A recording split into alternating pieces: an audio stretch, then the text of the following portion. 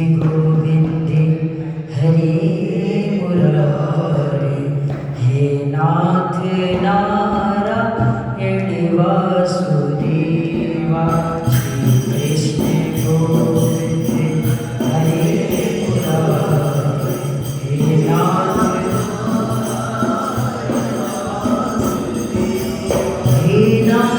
नारायण वासुदेवा, हे नाथ नारायण वासुदेवा, हे नाथ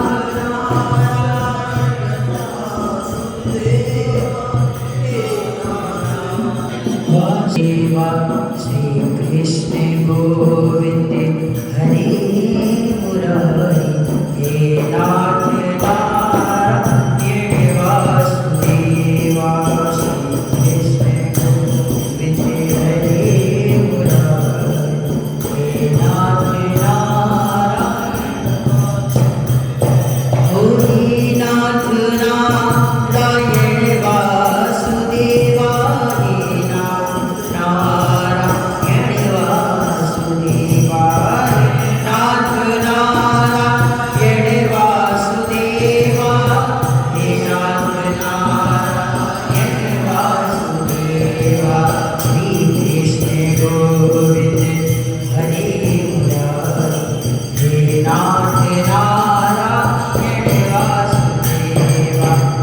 कृष्ण गोविंद हरे मुरारी, हे नाथ नारायण वासुदेवा, हे नाथ नारायण वासुदेवा, हे नाथ नारायण वासुदेवा, हे नाथ नारायण वासुदेवा। कृष्णाय वासुदेवाय हरे परमात्मने प्रणतक्लेशनाशाय गोविन्दाय नमो नमः। श्री गोविन्दाय नमो नमः। श्री गोविन्दाय नमो नमः।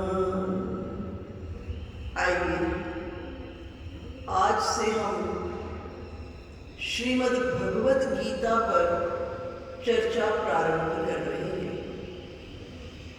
श्रीमद् भगवत गीता गीत है। ये क्या है? गीत है।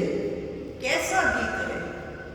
जो जीवन में संगीत भर दे, ऐसा गीत है श्रीमद् भगवत गीता। जैसे प्रयागराज में 3 धाराएं कर्म, भक्ति और ज्ञान की मिलती हैं, उसी तरह से श्रीमद् भगवत गीता में भी कर्म, भक्ति और ज्ञान की 3 धाराएं जीवन के अंततः कल्याण के लिए प्रवाहित हैं। यह त्रिवेणी है। श्रीमद् भगवत गीता क्या है? त्रिवेणी है। और ये गीत है। और व्यक्ति गीत कब गाता है? या तो बहुत प्रसन्न हो, या अंतःकरण में बहुत करुणा हो। तो श्रीमद् भगवत गीता अर्जुन को निमित्त मात्र बना करके हम सबके जीवन में संगीत भरने के लिए प्रभु की करुणा है। गीता सुगीता कर्तव्य। गीता हमें हमारे कर्तव्य कर्म का एहसास कराती है। हमारा कर्तव्य कर्म क्या है, इसका हमको गीता ज्ञान देती है। और उस ज्ञान को प्राप्त करके जीवन के भीतर में परम कल्याण, परम आनंद और परम श्रेय की प्राप्ति होती है।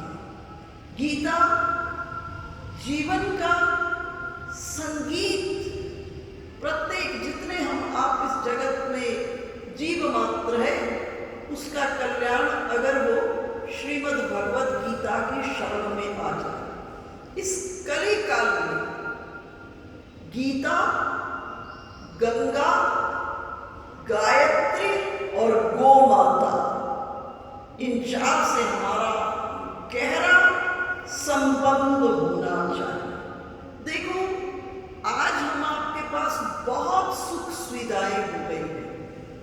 पहले के हिसाब से आप पीछे चले जाइए 50 बरस 60 बरस, इतनी सुख सुविधाएं नहीं थी।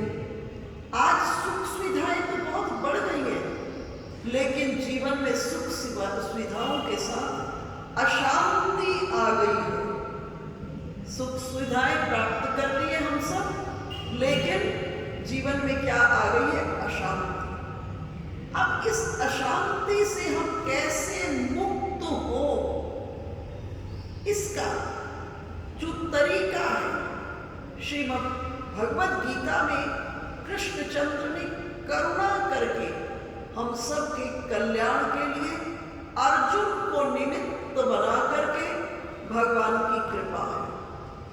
महाभारत के भीष्म पर्व में 25 से लेकर 42 अध्याय में 700 श्लोकों में भगवान ने इसका वर्णन किया। देखो, छोटा सा 700 श्लोकों का मात्र ग्रंथ है, लेकिन ये विश्व की सर्वाधिक भाषाओं में इसका अनुवाद हो गया है, ट्रांसलेशन होती है। सर्वाधिक इस पर टीकाएं हैं श्रीमद् भगवत गीता। हर संप्रदाय ने अपने संप्रदाय के सिद्धांत को लेते हुए श्रीमद् भगवत गीता पर टीका की। 700 श्लोकों का मात्र छोटा सा ग्रंथ है, लेकिन इसके भीतर में जीवन का परम रहस्य प्राप्त है। आज लोग भाव की बातें बहुत करते हैं, सब भाव की बात कर रहे हैं, लेकिन भाव को टिकने के लिए भूमि तो चाहिए। आज भूमि नहीं है, खाली लोग भाव की बात कर रहे हैं। जब तक श्रीमद् भगवत गीता की शरण में, कृष्णचंद्र के चरणारविंदों में जीव की शरणागति और शरणागति के बाद जीव के जीवन में इस भाव को टिकाने वाली भूमि की प्राप्ति नहीं होगी, सब कपूर की डली की तरह से उड़ जाएगा। इसलिए भगवान की सिर्फ अर्जुन को निमित्त बनाया प्रभु ने, करुणा हम सब पर की है। अर्जुन के स्वार्थ के साथ यहां पर एक महान हम सब के लिए परोपकार हो रहा है। देखो, इस जगत में 3 प्रकार के लोग हैं। एक वो है जो पूर्ण निष्काम है, अर्थात इनका अपने मन, बुद्धि, इंद्रियों के साथ कोई संबंध नहीं है। ये सदैव आत्मा के भीतर में रमण करते हैं, आत्मा के भीतर में रमण करते हैं। और आत्मा के भीतर में रमण करते हैं तो जो चेतन है, उस एको ब्रह्म चेतन के साथ निरंतर इनका संबंध बना रहता है। इसलिए ये लोग जो है ज्ञान मार्ग, इनके जीवन में ये जो परम ज्ञानी है, इनके लिए श्रीमद् भगवत गीता के भीतर में कौन सा मार्ग कहा गया है?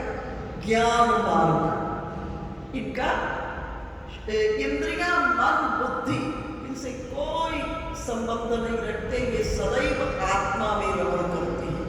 इसमें कौन है? सुखदेव जी महाराज। आप देखेंगे ये पूर्ण निष्काम है, जनक पूर्ण निष्काम है। तो ऐसे लोगों के लिए गीता कौन सा मार्ग प्रदान कर रही है? ज्ञान मार्ग। अब दूसरे वो लोग हैं जो संसार में रहते हुए विषय सुख, इंद्रिय भोग, सुख सुविधाएं, प्रतिष्ठा इत्यादि इत्यादि जिनका उद्देश्य है, ऐसे लोगों के लिए श्रीमद् भगवद गीता में कल्याण के मार्ग पर चल करके, जिसमें अंततः कल्याण हो, ऐसे मार्ग पर चल करके जीवन में श्रेय को प्राप्त करने का विधान बताया है। ऐसे लोगों के लिए कर्म योग का निर्देश किया गया है। कर्म योग श्रेष्ठ है ऐसे लोगों के लिए। लेकिन तीसरे लोग हैं, वो संसार को भी चाहते हैं और ठाकुर जी को भी चाहते हैं। वो संसार की सुख सुविधाएं भी चाहते हैं।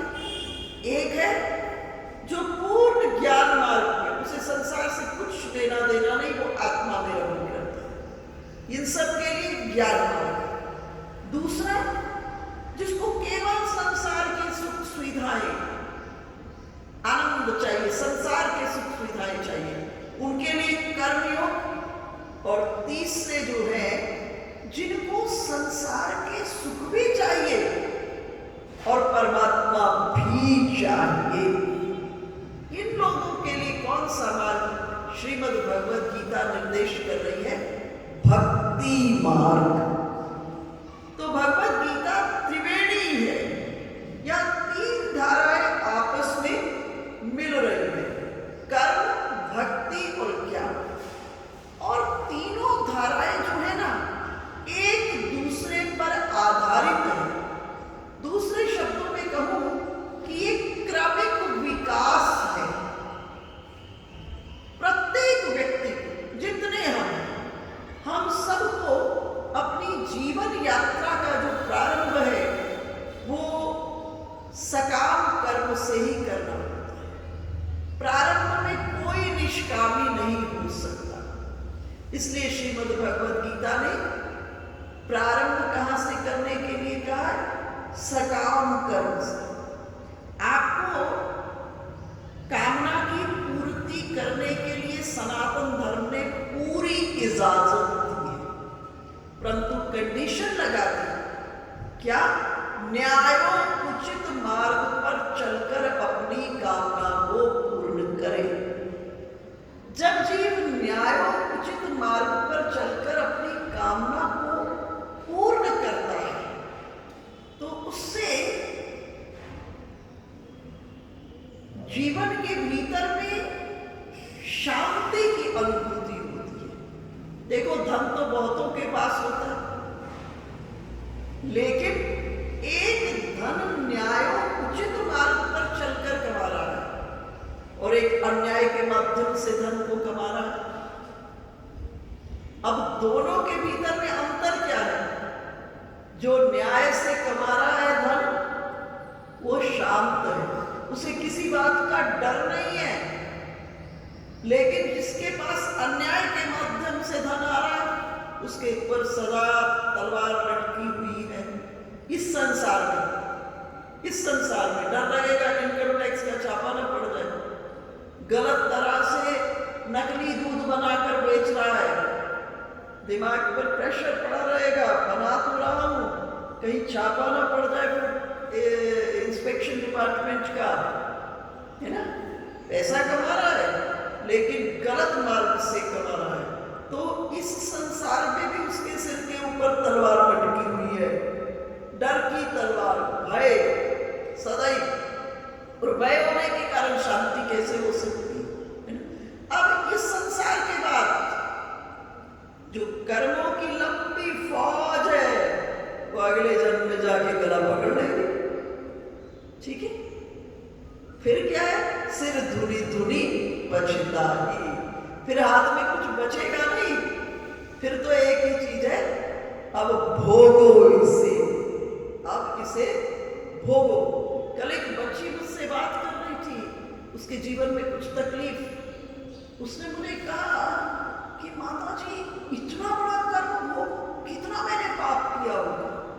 मैंने कहा, इसको बेटा इस प्रकार से समझो कि तुम अपने पति को समझाते समझाते 22 बरस बीत गए, अब 22 बरस में वो नहीं समझा, 22 बरस का लंबा समय वो नहीं समझा, और जब भोग का समय उसका आएगा तब वो भी यही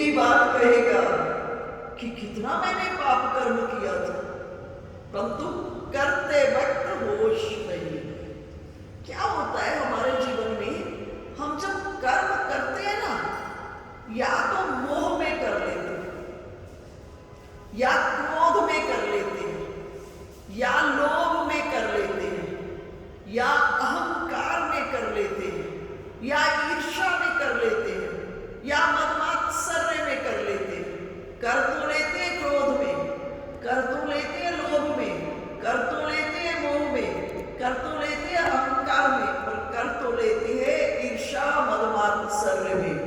लेकिन भोग का समय आता है तो होश में भोगना पड़ता है, और जब होश में भोगना पड़ता है उस समय जीवन के भीतर में जीव को बड़ा कष्ट होता है। तो प्रारंभ में हम सकाम कर्म, एक विद्यार्थी सकाम कर्म क्या करेगा? आप सोचो, आप बैठे हो, आपका सकाम कर्म, आपका कर्तव्य कर्म क्या? विद्या अध्ययन करना अच्छी तरह। ऐसा नहीं कि सारा साल पढ़े नहीं और अंत में कुछ पैसा दिया और पास हो गए।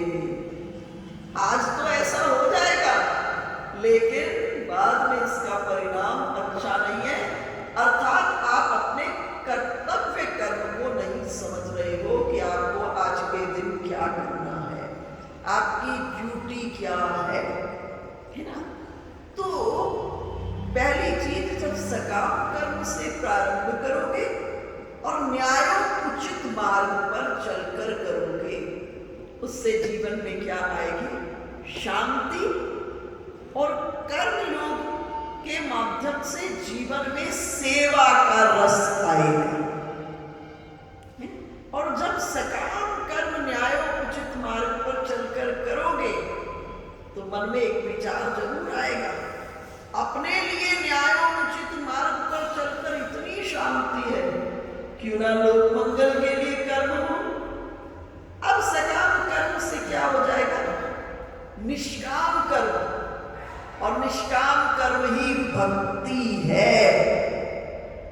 तो कर्म योग से सेवा का रस, भक्ति योग से प्रेम का रस, और ज्ञान योग से तत्व की अनुभूति हो जाएगी। तो ये तीन धाराएं श्रीमद् भगवद गीता के भीतर में प्रवाहित है। श्रीमद् भगवद गीता भगवान जब अर्जुन को श्रवण करा रहे हैं तो अर्जुन को क्या बोले? क्या अर्जुन, तुम मुझे बहुत प्रिय हो। एक बार इंद्र ने श्री कृष्ण को कहा कि मैं आपसे बहुत प्रसन्न हूं, मुझसे कुछ मांगो। कभी कभी छोटे लोग भी बड़े लोग को कह देते हैं, छोटे लोग बड़ों को कह देते हैं कि हम आपसे बहुत खुश हैं, कुछ कहिए। तो इंद्र ने भी श्री कृष्ण को कहा, मैं आपसे बहुत प्रसन्न हूं, कुछ मांगिए, मुझसे कुछ कहिए।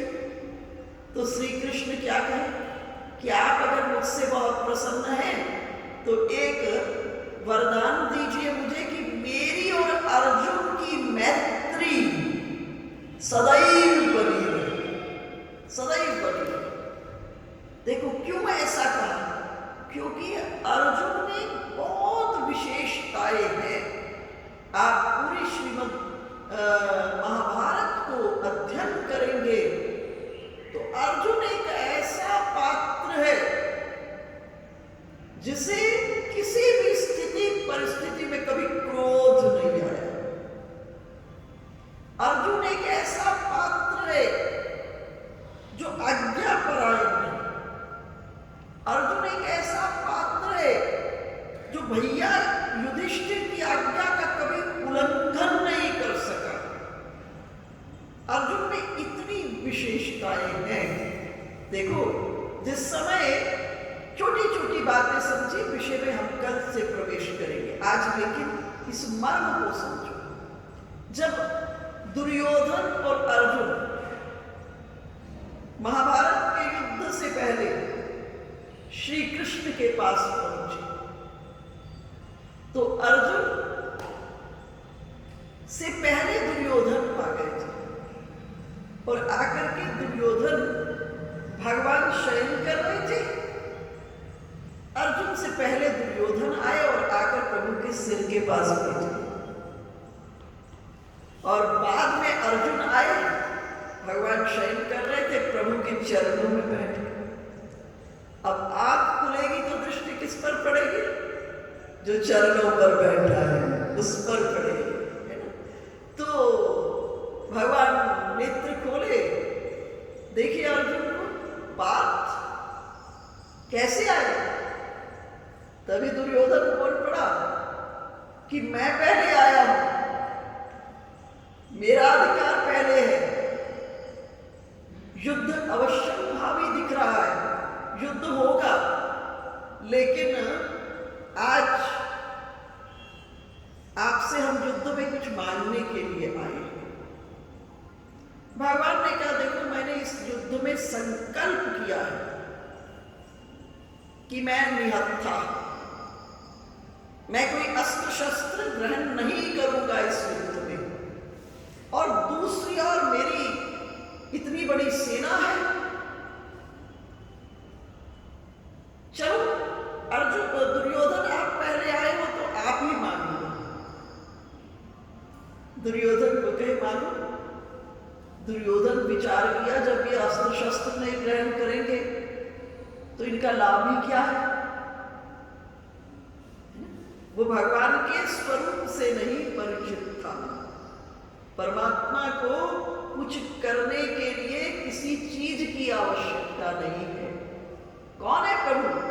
बिनु पग चलहि सुनहि बिनु काना, जो बिना पांव के चलने वाले, सुनहि बिनु काना, बिना कान के सुनने वाले।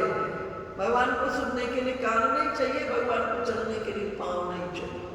कर बिनु करम करहि विधि नाना, बिना हाथ के ब्रह्मांड के काम भगवान के संकल्प से पूर्ण होने लगे।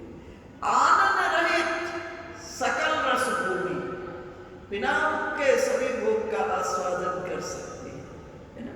बिनु बानी बक्ता बड़ जोगी। तो और दुर्योधन श्री कृष्ण के स्वरूप को नहीं समझा था। दुर्योधन ने कहा, प्रभु विचार किया, जब निहत्थे ही रहेंगे, अस्त्र शस्त्र नहीं ग्रहण करेंगे तो इनका लाभ ही क्या?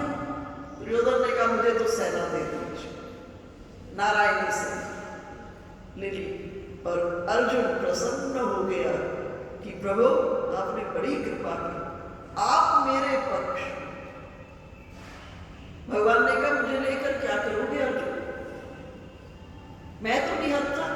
अर्जुन ने कहा, प्रभु मैं आपकी महिमा से अपरिचित नहीं हूं, बस एक आप मेरे साथ हो जाए। देखो ये संसार क्या है? ये संसार पुरुष और प्रकृति के मेल से बना, और ये जो जीव है ना, प्रकृति अष्टधा है, 8 प्रकृति है। भूमि रापो नरो वायु खं मनो बुद्धि रेव च अहंकार इतियम में भिन्ना प्रकृति अष्टधा। ये 8 प्रकृति है, ठीक है। जब वो पुरुष सृष्टि करता है, जब वो परमात्मा सृष्टि करता है, तो सबसे पहले किसको प्रकट करता है? इस 8 प्रकृति को प्रकट करता है, ठीक है। और कल मैं आपसे चर्चा की थी कि एक बात को बहुत गहरे से चिंतन किया है ना, क्या कि ये जो भगवान के पंचभूत हैं, एक एक के भीतर में भयंकर शक्ति भरी हुई है। वायु अगर अभी तूफान आ जाए तो ये सब बैल चौबारे नहीं रहते, है ना, इतनी शक्ति। जल अगर प्रवाहित होना शुरू हो जाए, नगर के नगरों को बहा करके ले जाता है। एक बार हम हिमाचल में रुके थे, भरमौर में हिमाचल में 84 मंदिर है एक जगह पर, 84 कुटिया भी कहते हैं। तो वो जो 84 मंदिर हैं, वहां दर्शन किए। तो पास में सरकारी गेस्ट हाउस था, हम दिन में वहां रुके। जब रुके तो दिन में नहीं वहां बैठ सको चैन से, मैं सोची रात के लोग यहाँ कैसे सोते होंगे, वो उसका इतना प्रवाह जल का। तो वहां के लोगों ने बताया, माता जी यहाँ रात में 10-10 टन के पत्थर ये जल ले जाता है आगे। 10-10 टन के पत्थरों को इस प्रवाह में बह जाते हैं। इतनी जल के भीतर में शक्ति। अग्नि कहा न पावक कर सके, किसको भस्म कर दे एक छोटी सी चिंगार। अग्नि, पृथ्वी, आज सर्वस्व आपको प्राप्त है, इस पृथ्वी से प्राप्त है। सोना मिल रहा है तो पृथ्वी से, हीरा मिल रहा है तो पृथ्वी से, अन्न मिल रहा है तो पृथ्वी से मिल रहा है। जितने मिनरल्स मिल रहे हैं, खनिज है, सब पृथ्वी से मिल रहा है। आकाश, सूर्य, ग्रह नक्षत्र आकाश में, पंचभूतों में एक एक में कितनी शक्ति है, इस बात को दिमाग में बिठाओ। लेकिन इस मनुष्य शरीर को परमात्मा ने किससे बनाया? एक एक में इतनी शक्ति है, लेकिन इस मनुष्य शरीर को किससे बनाया? इन पांचों से मिला के बनाया। और मिलाने के बाद इसमें स्वयं खुद प्रवेश कर गए, विष कर गए भगवान। विष करने से भगवान का नाम विष्णु पड़ा। भगवान घुसता है इसके अंदर। अब कितनी शक्ति है हमारे भीतर में। हम उस परमात्मा के अंश है, वो एक अंशी, हम अंश है, वो अंशी है, हमारे भीतर में प्रवेश कर गया। लेकिन हमने अपनी शक्ति को समझा नहीं, हमने अपनी शक्ति को जाना नहीं। कुछ दिन पहले मैं एक वैज्ञानिक का लेक्चर सुन रही थी। उसने कहा इस शरीर के अंदर करोड़ों न्यूरॉन्स जो हैं, उसमें से मनुष्य एक न्यूरॉन का भी अपने जीवन में उपयोग नहीं करता है। इतना शक्तिवान प्रभु ने हमको बनाकर भेजा है, लेकिन हम इस शक्ति का उपयोग नहीं कर पाते। तो अर्जुन बहुत सजग था। अर्जुन ने किसको स्वीकार किया? ठाकुर जी को स्वीकार कर लिया। अर्जुन जानता था बस एक मेरे साथ। एक और बात को विचार करो, हमारे यहाँ 18 अंक की बहुत बड़ी भूमिका। 18 पुराण, 18 उपपुराण, 18,000 श्लोक, 18 अध्याय गीता के, 18 स्मृतियां, है ना? 18 का इतना बड़ा भूमिका है। क्यों? क्योंकि 8 तो प्रकृति है और 1 पुरुष है। जब इस पुरुष अर्थात परमात्मा से मिल जाता है तो जीव को अपने जीवन में परम आनंद की अनुभूति होती है। तो अर्जुन सजग था। अब श्रीमद् भगवद गीता का इतना बड़ा उपदेश क्यों सुनाना? क्यों भगवान को ये गीत युद्ध क्षेत्र में सुनाना पड़ा? इसलिए कि अर्जुन अपने कर्तव्य कर्म को छोड़ रहा था। आज प्रत्येक व्यक्ति अधिकार की बात कर रहा है, कोई ड्यूटी की बात नहीं कर रहा, कर्तव्य की बात नहीं कर रहा, अधिकार की बात सब कर रहा है। जिस दिन आप कर्तव्य की बात को समझ लेंगे, आपको लगेगा संसार वाला बेईमान हो सकता है, होने दो, लेकिन कर्तव्य का फल देने वाले कौन है? परमात्मा है। गांधी जी एक बात बहुत कहा करते थे, कहते थे if you perform your duties well, अगर आप अपने कर्तव्यों को ईमानदारी से करते हैं तो rights and rewards they follow as inevitably as night, they follow as the day follows night. ठीक है, कहते थे कि अगर आप अपने कर्तव्यों को ईमानदारी से करते हैं तो निश्चित है, जैसे दिन के बाद रात आती है, रात के बाद दिन आता है, वैसे ही कर्तव्य के बाद आपको फल की प्राप्ति होगी।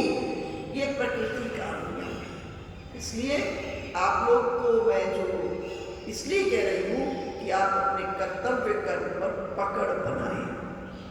भगवान अर्जुन को तो निमित्त बनाए हैं, लेकिन है ये हम सब के लिए शिक्षा, ठीक है, कि हम अपने कर्तव्य कर्म को जाने। तो श्रीमद् भगवद गीता में पूरा जब उपदेश सुना दिया, अंत में अर्जुन क्या बोला? भगवान ये नहीं कहे अंत में अर्जुन युद्ध करो। भगवान ने क्या कहा? यथा इच्छसि तथा कुरु, जैसे तुम्हारी इच्छा है वैसे करो। मैंने तो तुम्हें सारी फिलॉसफी को समझा दिया है, यही इस ब्रह्मांड में होगा। अब तुम जैसा उचित समझो वैसा करो। भगवान ये नहीं कहे कि युद्ध कर, अर्जुन को बिल्कुल नहीं कहा युद्ध करो। जब पूरा उपदेश सुना दिया तो अर्जुन को बोले यथा इच्छसि तथा कुरु, जैसे तुम्हारी इच्छा है वैसा करो। लेकिन अर्जुन क्या बोला? नष्टो मोह स्मृतिर्लब्धा त्वत्प्रसादान्वयाच्युत स्थितोऽस्मि संदेह करिष्ये वचनं तव। अर्जुन ने कहा प्रभु, ये जो आपने उपदेश किया है इससे मेरा मोह नष्ट हो गया, मेरा मोह नष्ट हो गया। नष्टो मोह स्मृतिर्लब्धा, मुझे मेरा खोया हुआ स्वरूप प्राप्त हो गया। हमारा वास्तविक स्वरूप क्या है? हम परमात्मा के अंश हैं, ये हमारा स्वरूप है, ठीक है। और इस संसार में भगवान ने जब प्रकृति को बनाया, माया को बनाया, तो जीव को कहा जाओ घूम के आओ। और इस घूमने के लिए चलिए हम सब घूमने आए हुए हैं। जैसे किसी हिल स्टेशन पर घूमने जाते हो या कहीं भी आप घूमने गए, तो घूमने के बाद कहाँ आते हो? अपने घर आते हो ना। उसको तो नहीं घर मान लेते, अपने घर लौटते हो। तो भगवान कहे मैंने तुम्हें घूमने के लिए भेजा, और इस घूमने में, इस जगत में मैंने अपनी माया का प्रबल जाल लगाया। अब मैं देखना चाहता हूं कि तुम मुझसे कितना प्रेम करते हो। अगर तुम्हारा मुझसे प्रेम है तो तुम्हारी जगत में रहते हुए, सत्कर्म करते हुए स्मृति बनी रहेगी मेरे प्रति। एक क्षण को भी तुम स्मृति से विस्मृत नहीं हो, तुम मुझे भूलोगे नहीं। क्या कर रहे हो उससे बहुत ज्यादा कुछ लेना देना नहीं है, परंतु निरंतर सब कर्म करते हुए तुम स्मृति की डोर से मुझे से जुड़े रहोगे। तो अर्जुन ने कहा प्रभु, मेरा मोह नष्ट हो गया, स्मृति लब्धा, मुझे मेरा खोया हुआ स्वरूप मिल गया। अर्थात मैं कौन हूं, मेरा कर्तव्य क्या है, मेरा यहाँ आने का उद्देश्य क्या है, और यहाँ के बाद मुझे जाना कहाँ है। श्रीमद् भागवत में प्रथम स्कंद के भीतर में जो तत्व जिज्ञासा का वर्णन हुआ है वो यही है। शास्त्रों ने तत्व जिज्ञासा करने के लिए, तत्व जिज्ञासा में क्या है? मैं कौन हूं? सोचो मैं कौन हूं, मैं कहां से आया हूं इस संसार में, यहां के बाद जाना कहां है मुझे, और यहां आने का उद्देश्य क्या है। ये प्रश्न, ये चार चीजें प्रत्येक व्यक्ति को रोज चिंतन करनी चाहिए।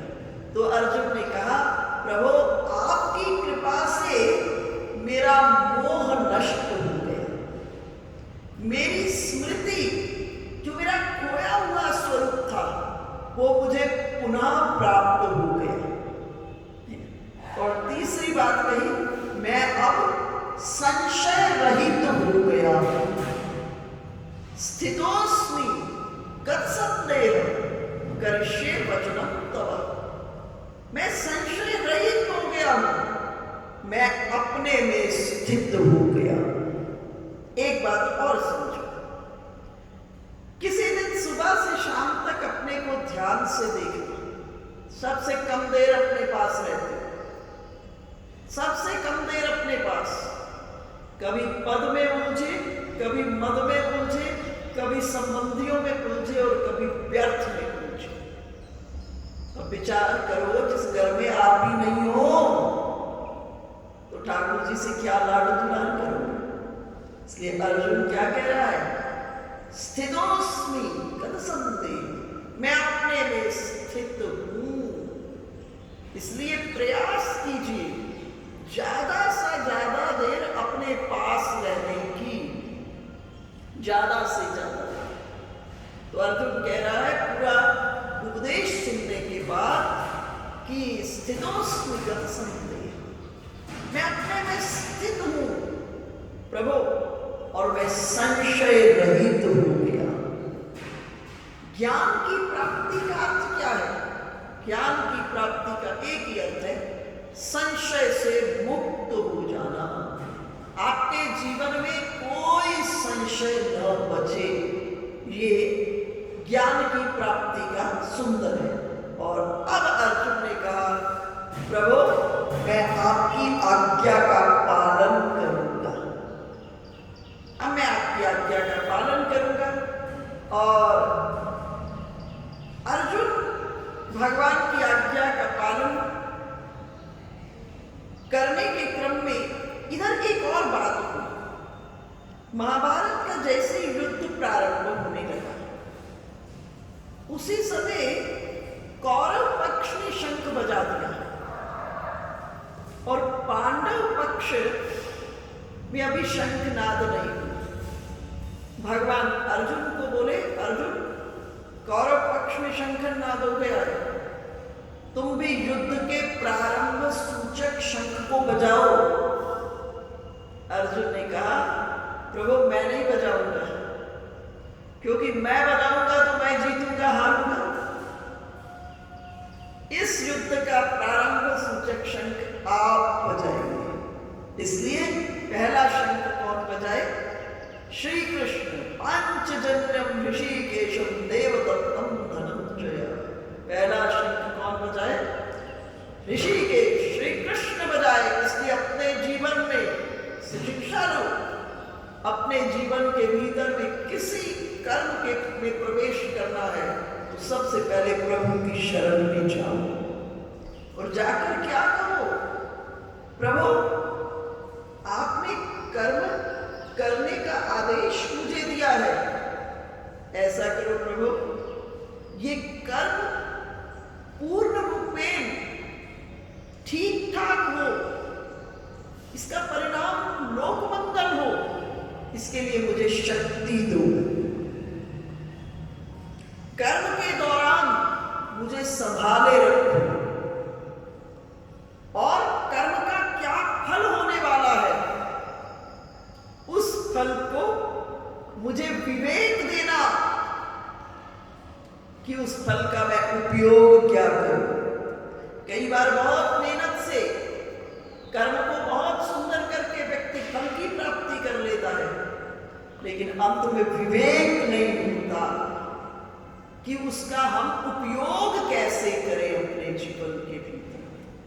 तो यहां ये बात कहकर के अपने जीवन में प्रातः काल में रोज प्रभु की शरण में जाकर ये कि प्रभु आपकी कृपा से आज सूर्योदय देखने को मिला है, इसलिए प्रभु आपकी शरण में मैं आया हूं, प्रणिपात कर रहा हूं और मुझे शक्ति दीजिए दिन भर कार्य करने की, दिन भर मुझे संभाले रखिए और उसके बाद जो फल हो उस फल का मैं कहां विनियोग करूं, उसको कैसे यूटिलाइज करूं अपने जीवन में, इसकी शक्ति मुझे दीजिए। तो जैसे ही शंखनाद हुआ तभी क्या देखे कि युधिष्ठिर रथ से उतरे और उतरकर कौरव पक्ष की ओर चलते। जब युधिष्ठिर को कौरव पक्ष की ओर जाते हुए देखा, अर्जुन के मन में फिर संशय आया। अर्जुन ने कहा, लगता है भैया कमजोर हो गए। भगवान ने कहा, देखते रहो अर्जुन, तुम्हारे भैया जो है वो धर्म के मर्मज्ञ है, देखो क्या करते हैं। तभी क्या देखे कि युधिष्ठिर रथ से उतर करके सबसे पहले भीष्म पितामह के पास गए। भीष्म पितामह को प्रणाम किए और प्रणाम करके कहे, दादाजी आज समय ने हमको उस मोड़ पर खड़ा कर दिया लाकर, जिनकी गोद में हम खेले और जिनके हाथों से अस्त्र शस्त्र की विद्या प्राप्त किए, आज इस युद्ध क्षेत्र में उन पर बाण चलाना पड़ेगा। इस क्रम से मुझसे कुछ अनुचित हो जाए तो मुझे क्षमा करना।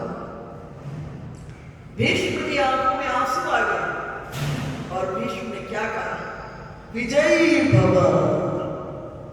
उसके बाद द्रोणाचार्य जी की शरण में गए, द्रोणाचार्य जी को प्रणाम किए और प्रणाम करके, गुरुदेव आज समय ने किस मोड़ पर हमको लाकर खड़ा कर दिया कि आज इस युद्ध के मैदान पर जिनसे इस युद्ध की कला कौशल को सीखा, आज उन्हीं पर बाण चलाने पड़ेंगे। मुझसे कोई अपराध, कुछ अनुचित हो जाए इस युद्ध के कर्म में, कार्य में, तो मुझे क्षमा करिए। प्रणाम किए और जैसे ही प्रणाम किए द्रोणाचार्य क्या बोले, विजयी भव। इसी प्रकार से कृपाचार्य जी इत्यादि जितने श्रेष्ठ लोग थे, सबके चरणों में जाकर प्रणाम किए और जब प्रणाम किए तो अर्जुन को श्री कृष्ण बोले कि सुनो अर्जुन, हमने आधा युद्ध जीत लिया, हमने आधा युद्ध जीत लिया। युद्ध का भावनात्मक पक्ष हमारे पक्ष में हो गया, अब तो सिर्फ क्रियात्मक पक्ष बचा, भावनात्मक पक्ष। इसलिए शिक्षा लो, अभिवादनशीलस्य नित्यं वृद्धोपसेविनः चत्वारि तस्य वर्धन्ते आयुर्विद्या यशो बलम्। इसलिए प्रणाम करने में संकोच नहीं करना, अपने बड़ों के पास जाकर ये पूंजी प्राप्त करो। ये बैक बैलेंस है। आज के लोग इससे को भूलते जा रहे हैं। मंदिर में जब आओ, ऐसे नहीं मंदिर में घुस गए, सुबह में जगते हो पहले भगवान को दंडवत प्रणाम करो। भगवान के चरणों में जब आप दंडवत प्रणाम करोगे, अरे भाई प्रभु को देखने के लिए आंख की नहीं जरूरत है, उनका शरीर जो चिदानंद घन स्वरूप है, भगवान की आंख ही आंख नहीं है, भगवान के एक एक रोम के भीतर में पूरा विग्रह है। इसलिए भगवान के लिए शब्द प्रयोग हुआ चिदानंद, सच्चिदानंद घन स्वरूप, उनके एक एक रोम के भीतर में। इसलिए इससे शिक्षा लो और भगवान का जो उद्देश्य था वो अर्जुन को उसके कर्तव्य कर्म का एहसास कराना था। कर्म क्षेत्र को धर्म क्षेत्र बनाना, कर्म क्षेत्र को धर्म क्षेत्र बनाना और बना करके जीवन में जीवन के परम कल्याण को प्राप्त करना। ये कृष्णचंद्र का अर्थात पुरुषोत्तम का जीव को जो उपदेश है, उसका नाम श्रीमद् भगवद गीता है। देखो, अध्यात्म की जो पाठशाला है वो मंदिर है, लेकिन अध्यात्म की प्रयोगशाला संसार है। पाठशाला मंदिर है, लेकिन प्रयोगशाला क्या है? संसार है। यहां से इस शिक्षा को प्राप्त करके आपका व्यवहार कैसा है पता चलेगा। भाई मंदिर में तो आप पॉलिश डालते हो, यहां आकर तो झुकोगे ही। पता कब चलेगा? जब आप विरोधी प्रतिरोधियों के मध्य में बैठे हो, उस समय आपका व्यवहार कैसा है तब पता चलेगा। मंदिर का जीवन आपका बहुत स्वच्छ है, लेकिन आपका बाजार का जीवन, आपका परिवार का जीवन, आपका घर का जीवन, आपका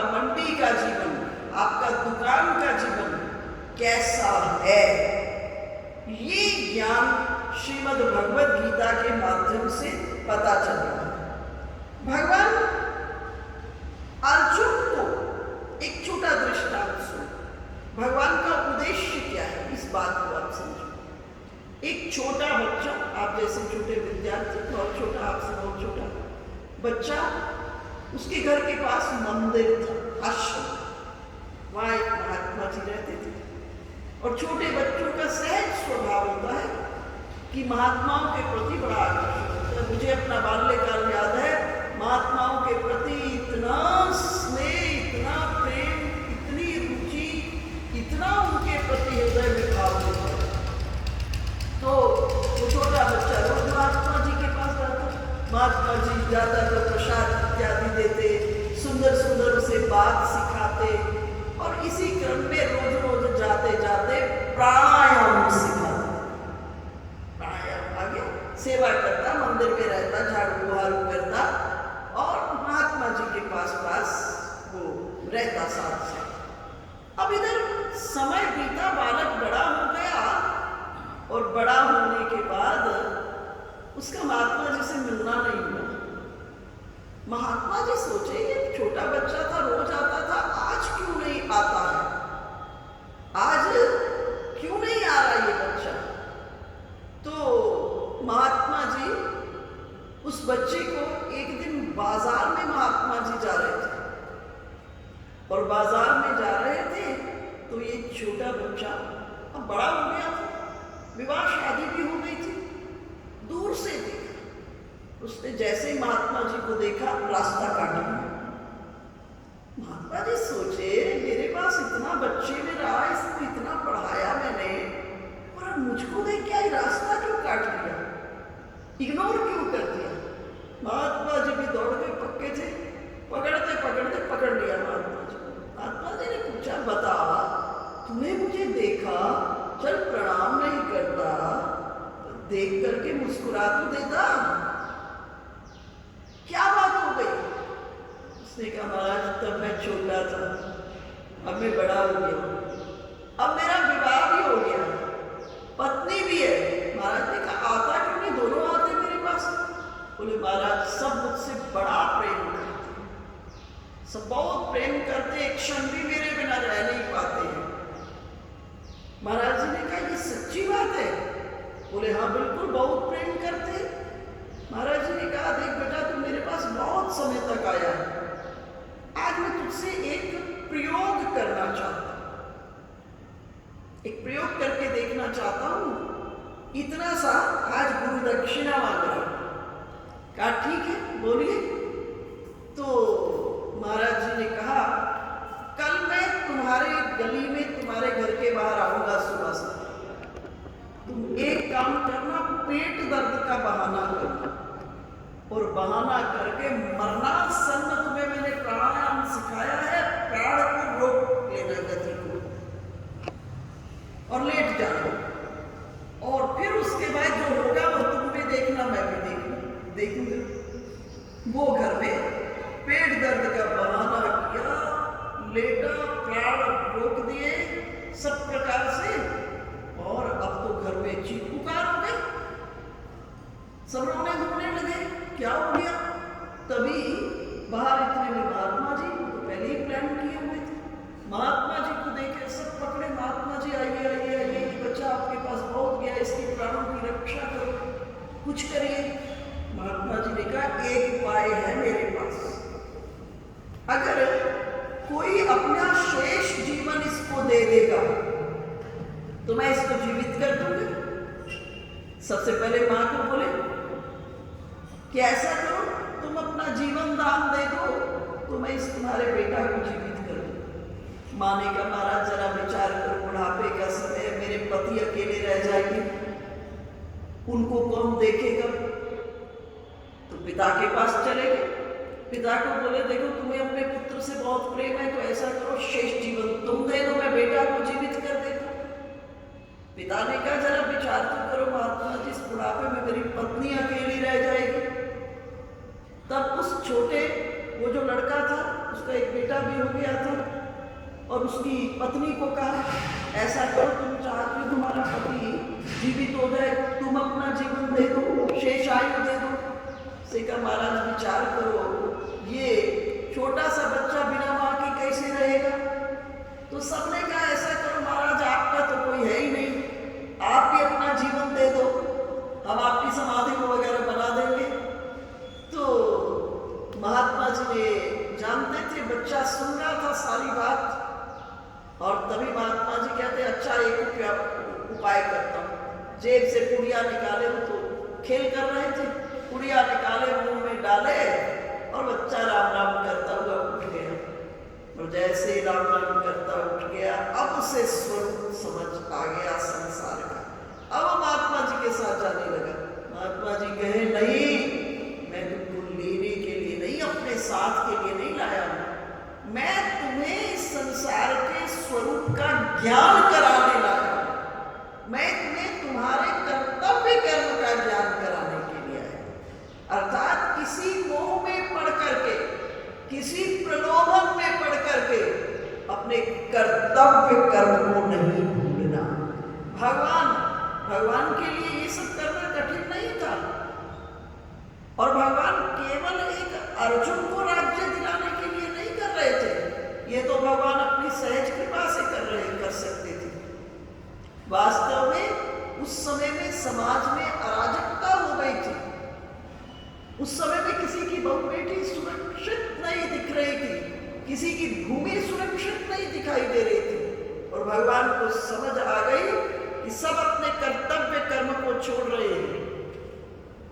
और देखे कि अर्जुन जो मेरे साथ निरंतर रहता है, और जैसे ही युद्ध भूमि में भगवान अर्जुन के रथ को लेकर के पहुंचे, अर्जुन तो युद्ध के लिए तैयार ही था।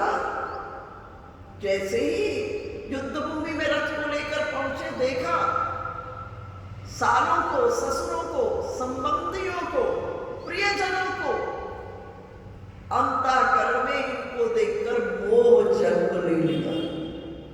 गांडीव को रख दिया, कहा प्रभु मैं युद्ध नहीं करूंगा।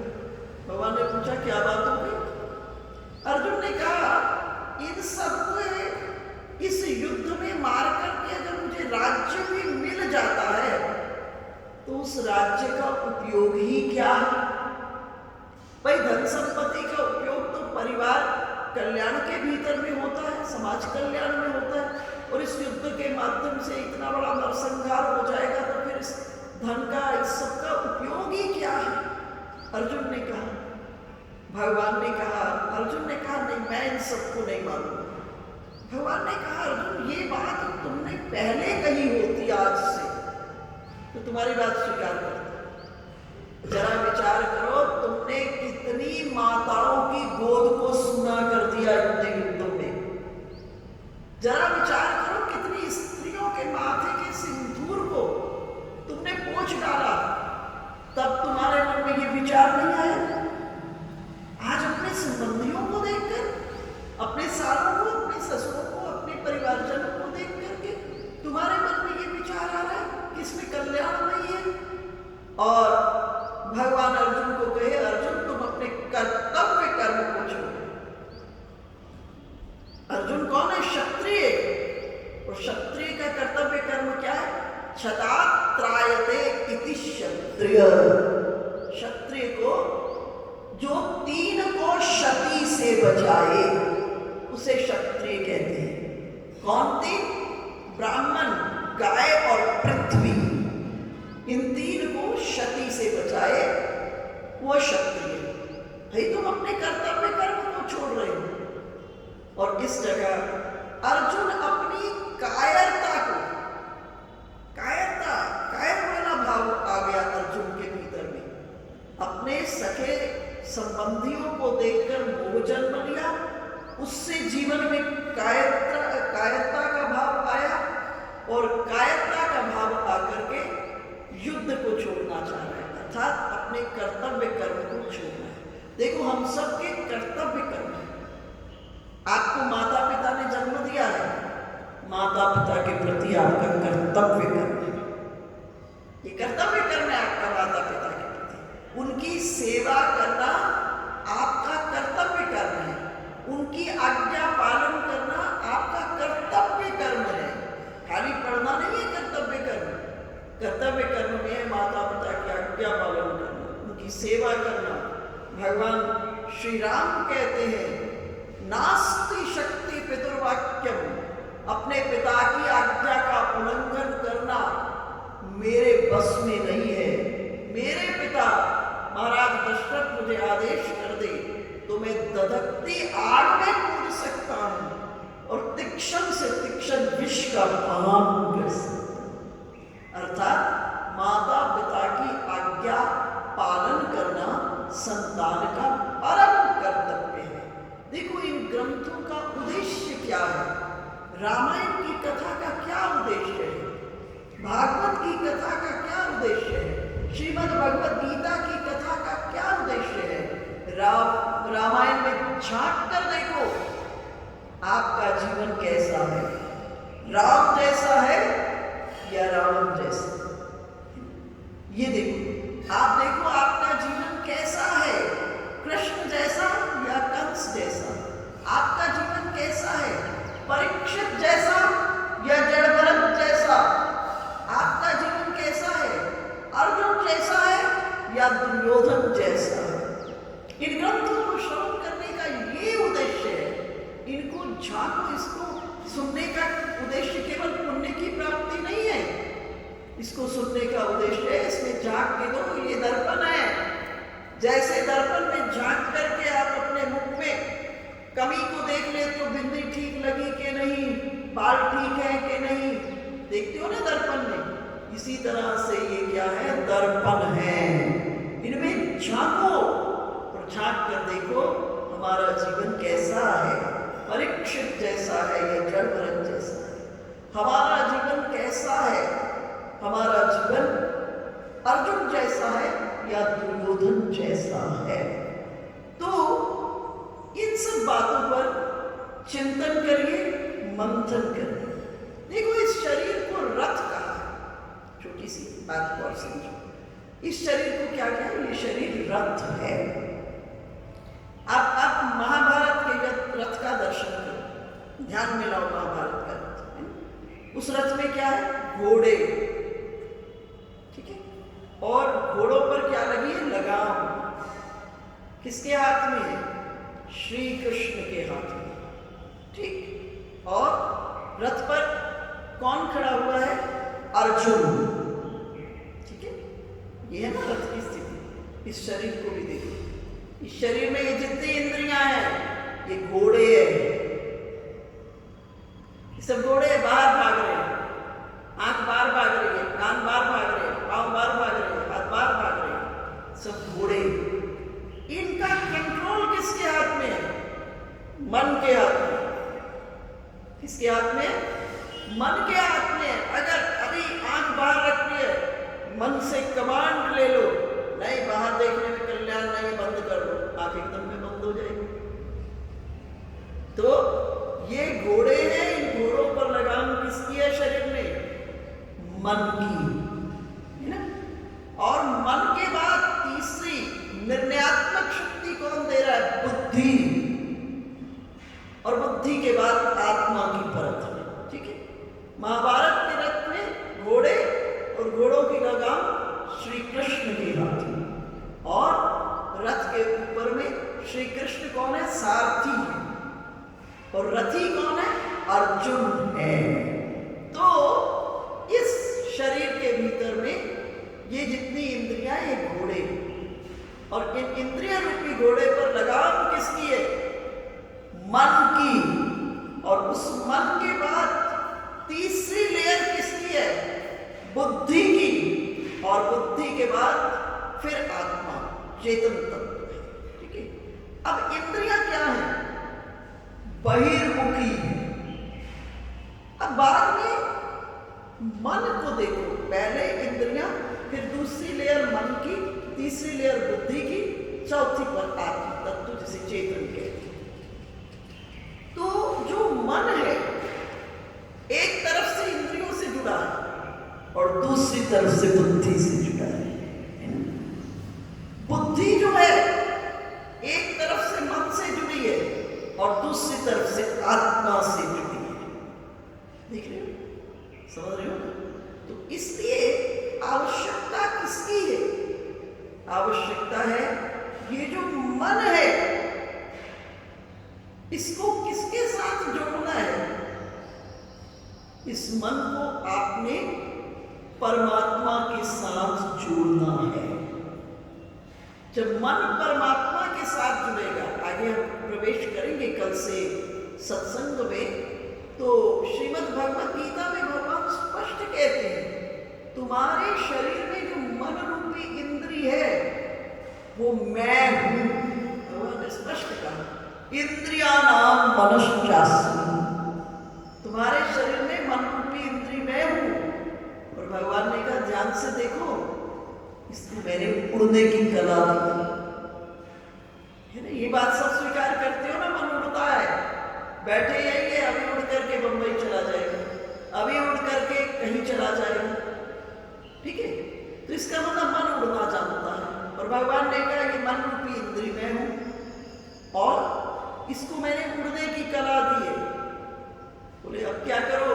बोले इसको उड़ाओ और उड़ाकर मेरे विराट मन में मिला दो, है ना। बैठे हो यहां से, मन उड़कर कहां पहुंच जाए? बरसाना। आपने वो भजन सुना है ना, कि मेरा मन पंछी उड़ बरसाने जाए, उड़ वृंदावन जाए। तो इस प्रकार से आपको इस शरीर रूपी रथ का सदुपयोग करने की कला श्रीमद् भगवद गीता सिखा रही है। तो जो मन है उसका संबंध किससे कर दो? ठाकुर जी से, परमात्मा से कर दो। और मन अगर इंद्रियों से जुड़ा रहेगा तो अनंत इच्छाओं का जाल हो जाएगा। मन अगर इंद्रियों से जुड़ा रहा तो अनंत इच्छाओं का जाल जन्म ले लेगा, जो कभी नेवर एंडिंग, कभी खत्म नहीं होने वाला। इसलिए इस मन को किससे जोड़ दो? ठाकुर जी से जोड़ दो। और जैसे ही परमात्मा से जुड़ा, ये क्या होगा? Desire proof. इसमें से सर्व इच्छाएं स्वतः खत्म होकर के केवल भगवत चरणार बिंदों के मकरंद के रस को पान करने के लिए ये जो जीव है भौरे की तरह से उस पर मंडराने लग जाएगा।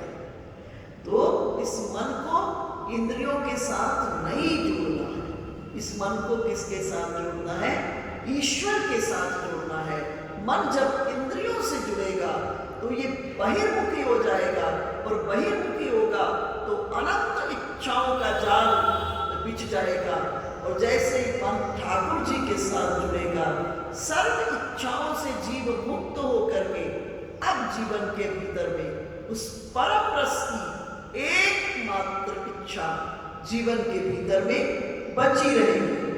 भगवान को युद्ध भूमि के भीतर में इस गीता का उपदेश क्यों करना पड़ा?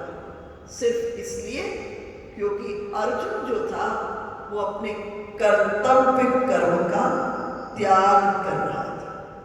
कर्तव्य कर्म की जीवन के भीतर में बहुत बड़ी भूमिका है। इसलिए धर्म की अनेक परिभाषाओं में से अनेक, धर्म है क्या? आज सब धर्म कर रहे हैं, लेकिन धर्म का भी तो मालूम होना चाहिए है क्या धर्म। तो धर्म का अर्थ है धार्यते इति धर्म, जिसको आप अपने जीवन में धारण कर सके। धारण करने का मतलब स्वीकार कर सके। कैसे धारण कर सके?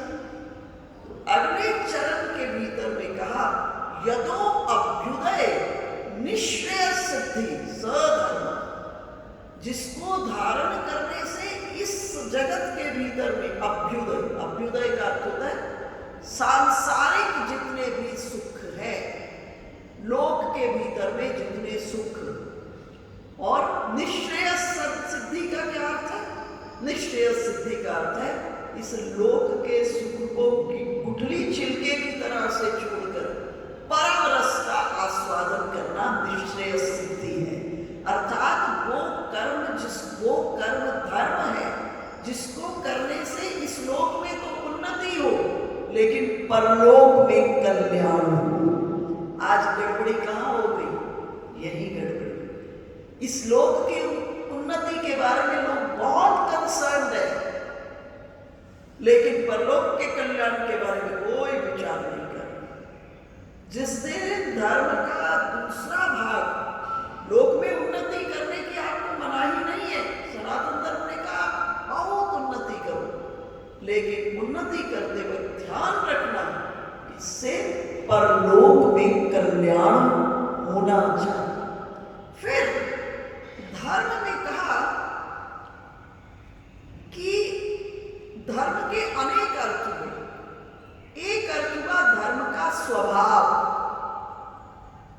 दूसरा अर्थ है धर्म का कर्तव्य, और तीसरा अर्थ है शास्त्रों ने हमारे जीवन के उच्चतम कल्याण के लिए जो नियमावली दी है, जो नियम बनाए हैं शास्त्रों ने। तीसरा धर्म का अर्थ है।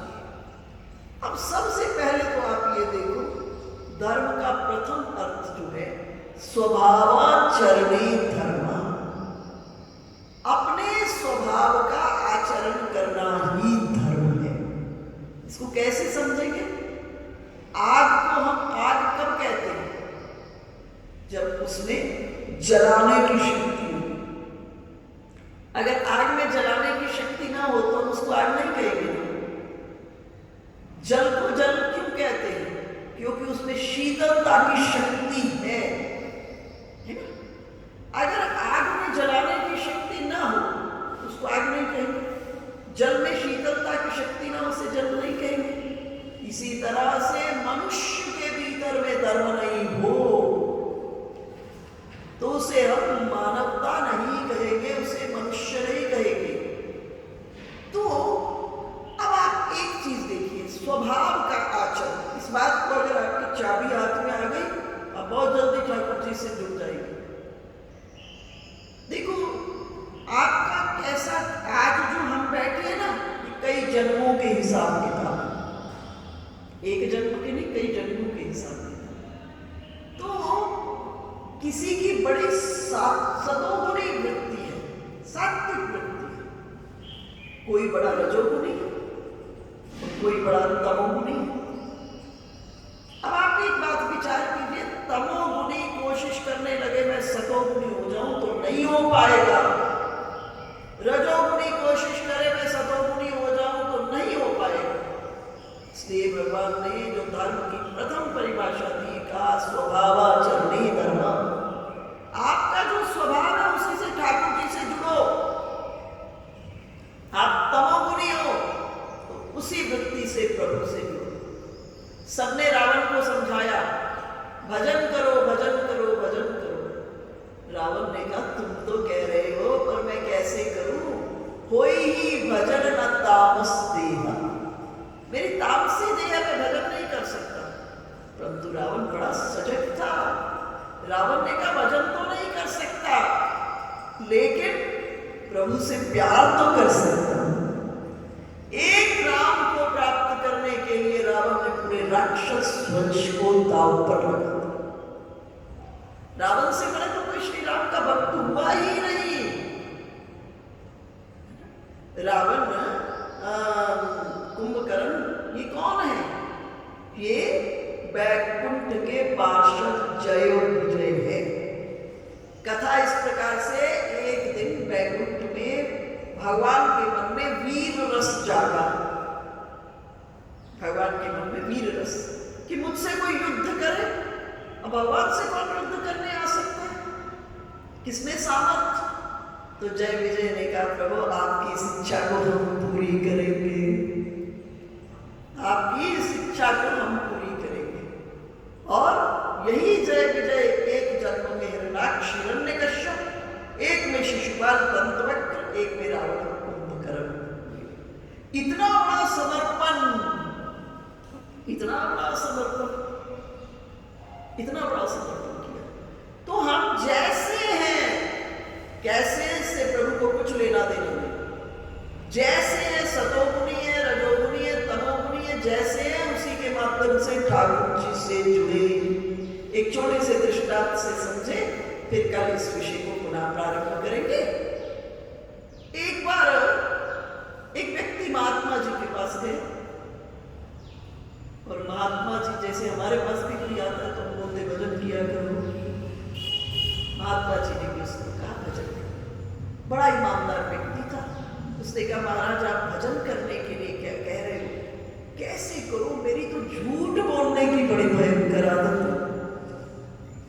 महात्मा जी बड़े सजग थे, पहुंचे हुए महात्मा थे, संत महात्मा थे।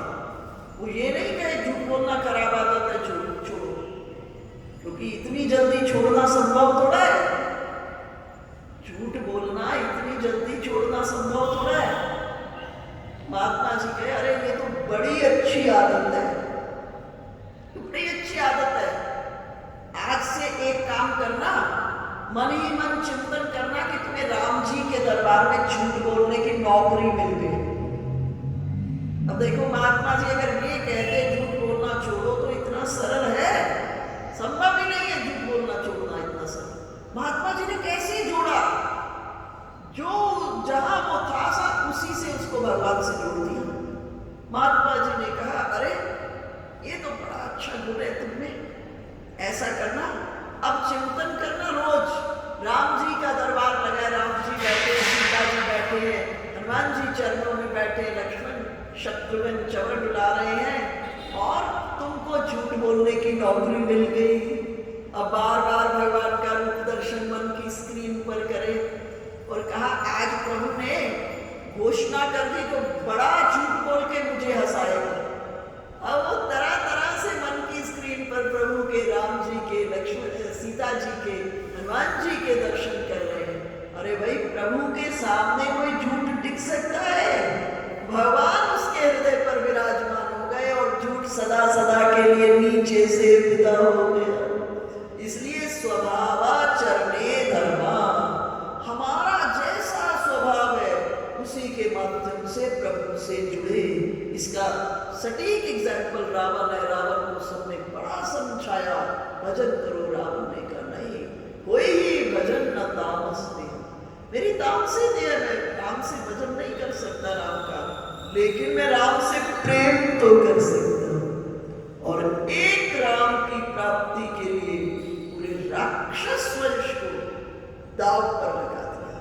तो पहले स्वभावाचरणे धर्म, फिर उसके बाद क्या कहा, धर्म का दूसरा अर्थ क्या है, कर्तव्य। पहला अर्थ है स्वभाव, दूसरा कर्तव्य। क्या कर्तव्य है? पूरा संसार बना है, हमारी कथाएं यही समझा रही है। एक पत्नी का पति के प्रति क्या कर्तव्य, एक पति का पत्नी के प्रति क्या कर्तव्य है, एक पुत्र का माता पिता के प्रति क्या कर्तव्य है, एक माता पिता का पुत्र के प्रति क्या कर्तव्य है, भाई का भाई के प्रति क्या कर्तव्य है, राजा का समाज के प्रति क्या कर्तव्य है। ये कर्तव्य कर्म जब आएगा, फिर तीसरा शास्त्रों ने जो नियमावली दी है, अब आप शुद्ध हो गए इतना करने में, अब शास्त्र ने जो नियमावली दी है उसको पालन करो। इसको यूं समझो जैसे एकादशी व्रत आता है। अब हम सिर्फ शास्त्र की बात को पकड़ ले, एकादशी व्रत में अन्न नहीं खाना, परंतु एकादशी व्रत में क्या करना है? ये अनशन नहीं, ये उपवास है। सनातन धर्म ने व्रत को अनशन नहीं कहा, उपवास। उपवास का अर्थ होता है उपजोड़ वास। उप कहते करीब को और वास कहते रहना। भाई जब प्रभु से जुड़े होंगे तभी तो प्रभु के पास सारा दिन रहोगे। उस दिन कुछ नहीं करना, उस दिन तो सारा दिन, और दिन शरीर को चलाने के लिए भोजन, और व्रत जिस दिन है उस दिन प्रभु की रूप माधुरी को पियो, प्रभु की रूप माधुरी का रसास्वादन करो, प्रभु की लीलाओं, प्रभु की कथाओं, प्रभु के चरित्रों का गुणानुवाद को श्रवण करो, नाम संकीर्तन करो, हृदय के सिंहासन पर विराजमान करके नाना प्रकार से प्रभु का श्रृंगार करो। तो क्या होगा? अब आप नियमावली पर चलोगे, नहीं तो क्या होगा? सिर्फ हम एक अन्न नहीं ग्रहण करना, अनेकों अनेकों बातों को। और श्रीमद् भगवद गीता जिसको आज हमने प्रारंभ किया है, कल हम और थोड़ी सी भूमिका पर चर्चा करके श्रीमद् भगवद गीता में प्रवेश करेंगे। और मैंने अभी आपसे चर्चा की, लोग भूमि की भाव की बहुत बात करते हैं, लेकिन खाली भाव से काम नहीं चलेगा। भाव को टिकने के लिए बड़ी भूमि चाहिए। जब भूमि होगी तो भूमि क्रमशः श्रीमद् भगवद गीता के माध्यम से तैयार हो जाएगी और जीव इस जीवन के संसार में महासंग्राम के भीतर में कृष्ण चरणारविंदों के भीतर में अपने आप को जोड़ करके उस कृष्ण ठाकुर जी के, किशोरी जी के चरणारविंदों के मकरंद के रस का पान करके परम आनंद का अनुभव करेंगे। बोलिए कृष्णचंद्र भगवान की जय, बाल कृष्ण लाल की जय, लक्ष्मी मैया की जय, श्री वृंदावन धाम की जय, गिरिराज भगवान की जय, 84 कोस ब्रज मंडल धाम